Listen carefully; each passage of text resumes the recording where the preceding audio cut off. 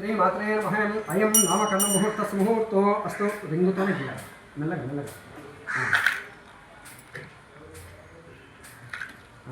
మూడు గీతలు గీశారు కదా ఇలా 1 2 3 ఇప్పుడు షా తెలుగులోనే రాదు షా షా అయినాక అన షన్ ము ఖ ఖ ఒత్తు ఖ షణ్ముఖ ఇక్కడ రాయండి. మళ్ళీ ఏం రాస్తారు? రాఘవన్ రాయండి. రా మొత్తం అయిపోవాలి ఇక్కట్లో. రాఘ పెద్ద అక్షరాలు రాస్తున్నారు, చిన్నగా రాయలే. 1 నకారం పళ్ళు. రాఘవన్ రెడ్డి రెడ్డి అని రాసేసేయండి. రెడ్డి షణ్ముఖ రాఘవన్ రెడ్డి అయిపోయిందా? నక్షత్రం ప్రకారము షణ్ముఖ రాఘవన్ రెడ్డి అనే పేరు నామకరణం చేయడం జరిగింది. ఇప్పుడు వ్యవహారిక నామం రాఘవ అంటే రాఘవం అంటే రాముడు, శ్రీరామచంద్రుడు.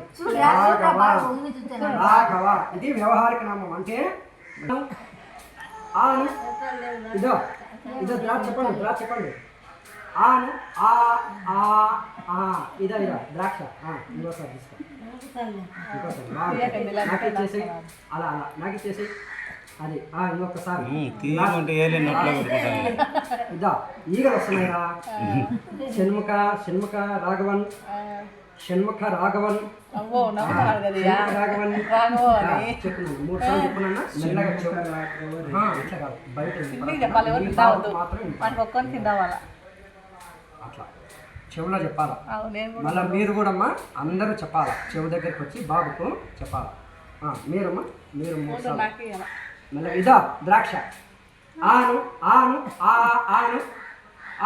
ఇదో ఆను ఇదో ఆను ఇదో పట్టు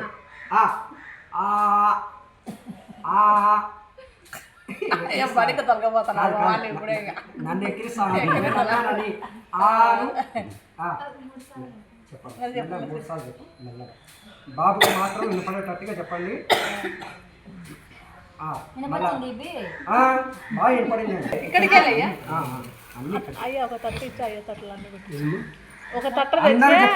ప్రతి ఒక్కరు చెప్పండి. బాబు యొక్క చెవిలో కొద్దిగా తేనె నాకు ఇచ్చేసి 3 సార్లు చెప్పాలి. 3 సార్లు షణ్ముఖ రాఘవన్ రెడ్డి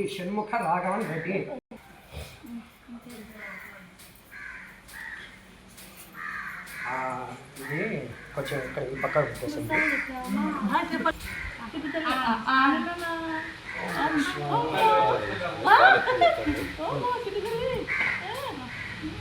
ఇది పక్కన పెట్టేసింది.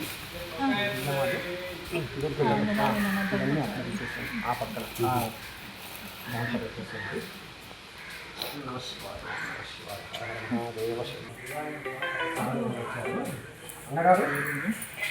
Same number